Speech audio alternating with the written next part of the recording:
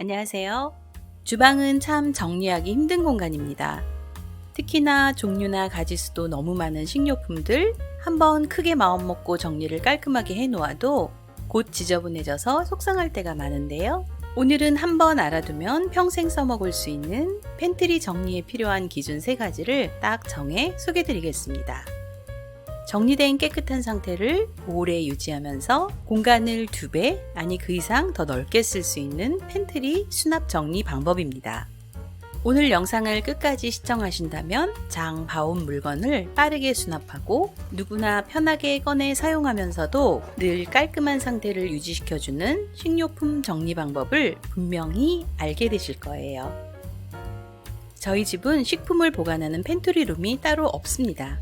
냉장고 옆 키 큰 장 일부를 식품을 보관하는 공간으로 쓰고 있는데 저희 집 식재료 정리하는 걸 보여드리면서 정리 방법 바로 말씀드릴게요. 먼저 첫째, 나의 수납 공간을 분석해 보세요. 세로로 긴 형태일 수도 있고 옆으로 길 수도 있습니다. 위아래로 길던 옆으로 길던 아니면 저희 집처럼 이렇게 깊이가 있든 어쨌든 사람의 눈이나 손이 쉽게 가는 공간이 있고 손과 시선이 닿기 불편한 공간이 있습니다. 그럼 벌써 하나의 기준점이 생겼습니다. 손이 쉽게 가는 공간에는 자주 사용하고 자주 리필하는 것들을, 손이 닿기 불편한 공간에는 자주 손대지 않아도 되는 것, 오래 보관해야 할 것을 넣어두면 됩니다. 예를 들면 이렇게 소분해 놓은 밀가루는 앞쪽에 두고 봉지는 밀봉해서 뒤쪽에 놓는 것이죠. 같은 밀가루라도 보관하는 장소는 다를 수 있습니다. 소금은 보통 이렇게 덜어서 사용하게 되죠.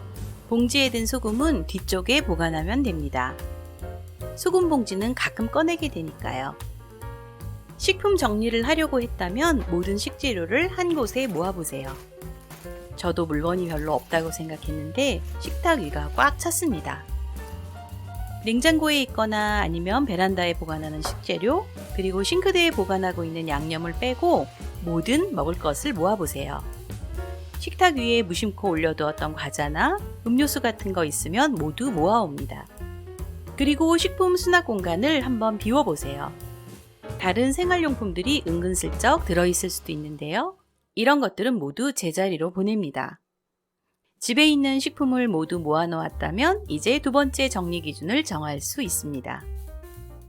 식품의 종류를 한번 구분해 보는 것입니다. 집집마다 식품의 구성이 제각각이니까 자기 집 나름대로 정할 수 있습니다. 과자가 많은 집도 있고 국수가 많은 집도 있을 수 있습니다. 대략의 종류를 정하고 같은 종류의 식품들끼리 모아보세요. 저는 정리할 수 있는 칸이 4칸이어서 대략 4가지 정도로 식품을 나누어 보았습니다. 곡물 종류, 요리 재료, 즉석식품류, 그리고 간식 종류 이렇게요. 이 기준은 절대적인 것이 아니고 언제든 조금씩 바뀝니다. 입맛에 따라, 유행 따라 또는 계절에 따라서도 우리가 가진 식품의 종류는 늘 변하니까요. 대략적으로 이렇게만 구분해 놓아도 정리하기 편하고 가족들도 사용하기 편합니다. 자, 이제 2가지 정리 기준이 정해졌기 때문에 이제는 박싱 작업이 필요합니다. 팬트리는 자잘한 것들이 많이 있는 공간이어서 바구니 같은 것에 넣지 않고 하나하나 낱개로 보관하면 금방 어질러지고 찾기 힘듭니다.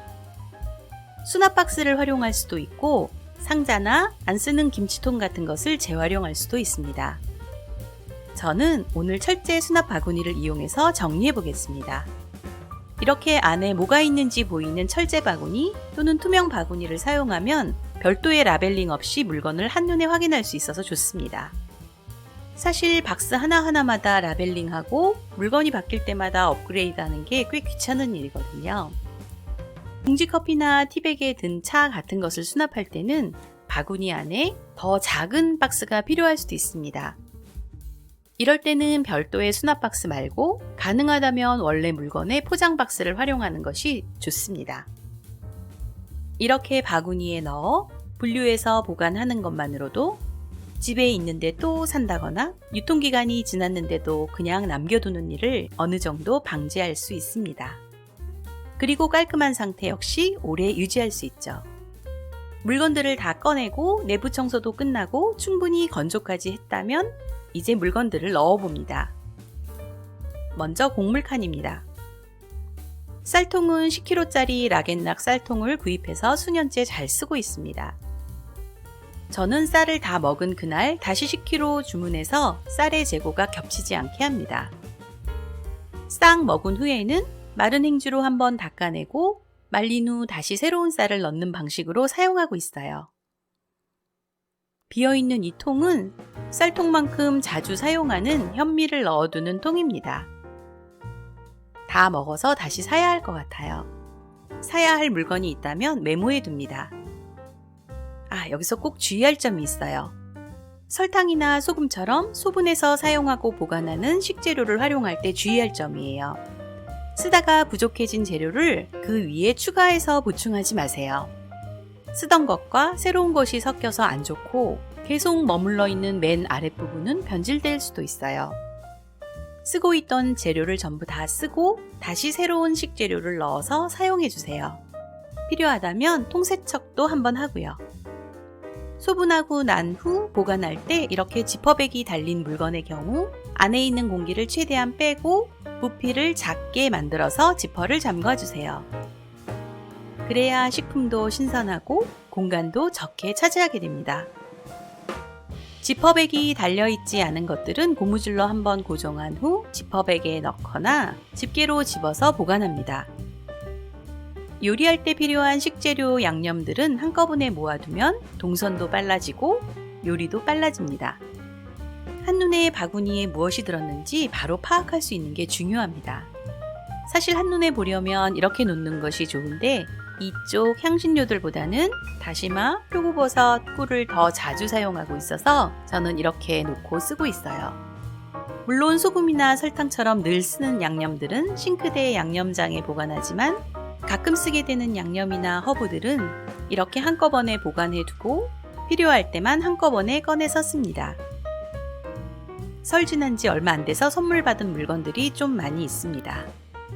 팬트리 공간이 100% 물건으로 꽉 차지 않도록 늘 신경 써주세요. 새로운 물건을 위한 공간을 남겨두는 것이 필요합니다. 그러기 위해선 공간이 부족한데 함부로 대용량 제품을 사지 않도록 해야 합니다. 여러분 근데 그거 아세요? 채소나 과일뿐 아니라 라면이나 과자, 심지어 냉동식품도 신선한 게 훨씬 맛있다는 사실을요. 유통기간 임박해서 끓여 먹는 라면은 바로 사다가 끓여 먹은 라면보다 맛이 없습니다. 냉동식품도 오래되면 맛이 점점 없어져요. 모든 식품이 다 마찬가지입니다. 저렴한 가격에 매료되어서 또는 1+1 행사에 넘어가서 많은 식재료를 사오면 당장은 식비를 절약한 것 같지만 결국 그 반대가 되는 경우가 생각보다 많더라고요. 그리고 재고가 많다는 생각에 식재료를 아끼지 않게 되고 필요 이상으로 만들어서 심지어는 음식을 버리게 되는 일까지 생길 수 있어요. 여러분 집에서 가장 가까운 편의점 또는 가게는 얼마만큼 떨어져 있나요? 저희 집에선 걸어서 10분만 가면 편의점이 있어요. 저는 그곳을 저희 팬트리라고 생각하고 있습니다. 좀 이상한 생각일까요? 자꾸 물건을 사재기 하고 싶어질 때는 그렇게 생각하곤 합니다. 사실 오늘 필요한 거 주문하면 내일 새벽에 받아볼 수도 있으니까 커다란 대기업 물류센터 자체를 나의 팬트리라고 생각해도 되겠네요. 요즘처럼 식료품 물가가 빠른 속도로 오르고 있을 때는 물건을 사놓고 싶은 생각이 더 강해집니다. 뭔가를 풍족하게 저장하고 싶어 하는 것은 거의 본능에 가까워서 자제하기가 좀 힘든 것 같아요. 그래서 식재료를 보다 적게 유지하기 위해서는 노력이 조금 필요합니다. 저도 계속 연습 중이에요. 아무리 커다란 팬트리 공간과 체계화된 좋은 수납 도구, 수납 스킬이 있다 하더라도 물건이 넘치게 많다면 효과적인 정리는 처음부터 아예 불가능하니까요. 오늘은 식료품을 효과적으로 수납 정리할 수 있는 3가지 기준점과 적당한 양의 식료품만 가지고 있어야 하는 이유에 대해서 말씀드렸습니다. 한꺼번에 정리하기 힘드시다면 오늘은 라면 종류부터 정리 한번 시작해 보세요.